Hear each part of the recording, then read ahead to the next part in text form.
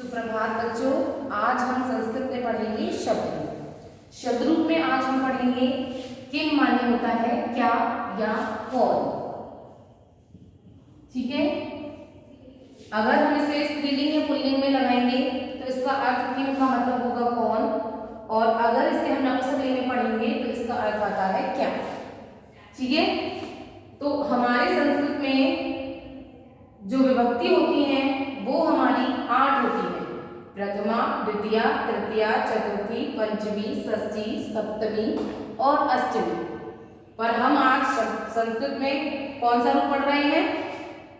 सर्वनाम शब्द। सार्वनामिक शब्द होने के कारण इस शब्द में हम 7 विभक्तियों का ही प्रयोग करेंगे।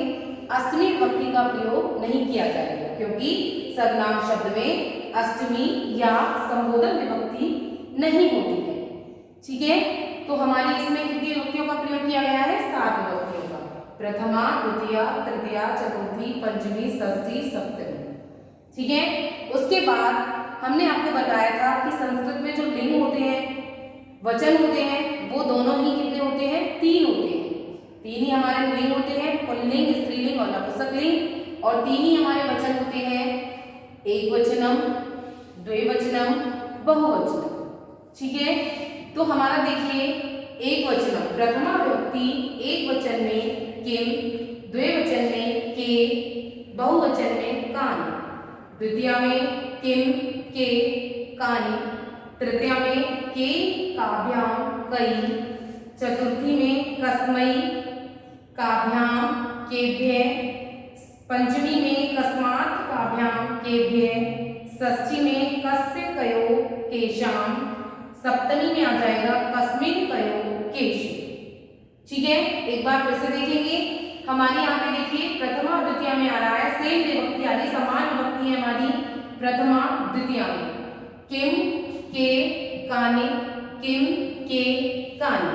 तो हमारी नपुंसकलिंग में ये 2 विभक्ति ही बिल्कुल अलग है, जो दोनों ही समान है। उसके बाद तृतीया से लेकर सप्तमी तक जो हमारी विभक्तियां हैं वो पुल्लिंग के अनुसार चल रही हैं, क्योंकि हम पहली कक्षा में पुल्लिंग शब्द पढ़ चुके हैं। के, काभ्याम, कई, चतुर्थी में आएगा कस्मै, काभ्याम, केभ्यः, कस्मात्, काभ्याम, केभ्यः, कस्य, कयो, केशाम, कस्मिन्, कयोः, केषु। तो यहाँ पे के, काभ्याम, कई से लेकर कस्मिन्, कयोः, केषु तक ये हमारा पुल्लिंग के अनुसार चल रहा है। इस तरह से हम अपने शब्द को अच्छी तरह से याद करेंगे और इसे लिखकर देखेंगे। एक बार फिर से देख लेते हैं हम पूरी विभक्ति को। किम, के, कानि, किम, के, कानि, केन, काभ्याम, कई, कस्मिन्, काभ्याम, केभ्यः, कस्मात्, काभ्याम, केभ्यः, कस्य, कयो, केशाम, कस्मिन्, कयो, केषु। इस तरह से हमारा सारा ही शब्द रूप का नपुंसकलिंग पूर्ण हो जाता है।